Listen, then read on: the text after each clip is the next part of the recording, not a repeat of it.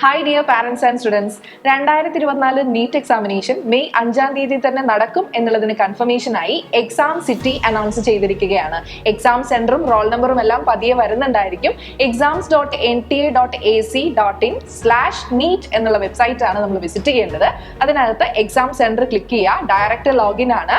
Application നമ്പറും അതുപോലെ തന്നെ നിങ്ങളുടെ ഡേറ്റ് ഓഫ് ബർത്ത് മാത്രം കൊടുത്താൽ മതി. OTPക്ക് വെയിറ്റ് ചെയ്യേണ്ട ആവശ്യമില്ല.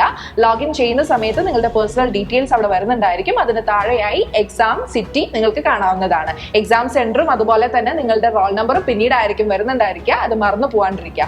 ഇനി അതിന് താഴെയായി എന്തെല്ലാമാണ് നിങ്ങൾ എക്സാം ഹാളിലേക്ക് പോകുമ്പോൾ തീർച്ചയായും കൊണ്ടുപോകേണ്ടത് എന്നുള്ളതിന്റെ ഒരു ലിസ്റ്റ് കൊടുത്തിട്ടുണ്ട്. ഓൾറെഡി നമ്മൾ ഡ്രസ് കോഡിന്റെ കാര്യവും അതുപോലെ തന്നെ എന്തെല്ലാം തിങ്സ് പെർമിറ്റഡ് ആണെന്നുള്ളതിനെ കുറിച്ചുള്ള വീഡിയോ അപ്ലോഡ് ചെയ്തിട്ടുണ്ടായിരുന്നു നമ്മുടെ യൂട്യൂബ് ചാനലിൽ. അപ്പൊ അത് കാണാത്ത കുട്ടികൾ ഉണ്ടെന്നുണ്ടെങ്കിൽ ഡിസ്ക്രിപ്ഷൻ ബോക്സിൽ അതിന്റെ ലിങ്ക് കൊടുത്തേക്കാം. അത് കൃത്യമായി പോയി കണ്ട് നിങ്ങൾ മനസ്സിലാക്കിയതിനു ശേഷം മാത്രം അപ്പിയർ ചെയ്യാനായിട്ട് ശ്രദ്ധിക്കുക. അപ്പം ഇനി എന്തെല്ലാം ഡീറ്റെയിൽസ് ആണ് പെർമിറ്റഡ് ആയിട്ടുള്ളതെന്ന് നോക്കാം. നമുക്ക് ട്രാൻസ്പെറന്റ് ആയിട്ടുള്ള ഒരു വാട്ടർ ബോട്ടിൽ പറഞ്ഞിട്ടുണ്ട്.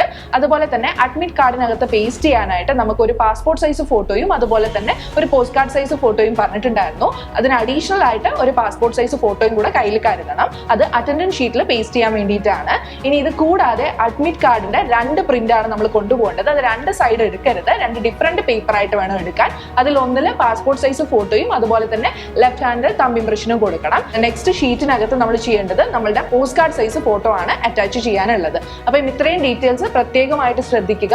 എന്നതിന് ശേഷം മാത്രം നിങ്ങൾ എന്ത് ചെയ്യുക, എക്സാമിനേഷൻ ഹാളിലേക്ക് പോകാനായിട്ട് ശ്രദ്ധിക്കുക.